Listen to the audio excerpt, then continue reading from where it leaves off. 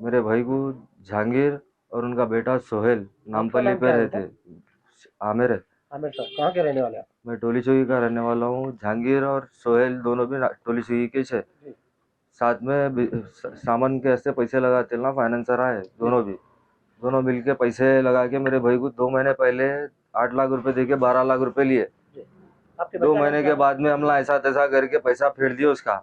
फेर देने के बाद में फिर अब उसको 8 दिन 10 दिन पहले पैसे दिए, साइड पे लगाना है बोल के। साइड पे लगा के पैसे मिट्टी में 3 लाख रुपए बोले। 3 लाख की जगह 9 लाख रुपए तक अभी तक ले लिए लोग।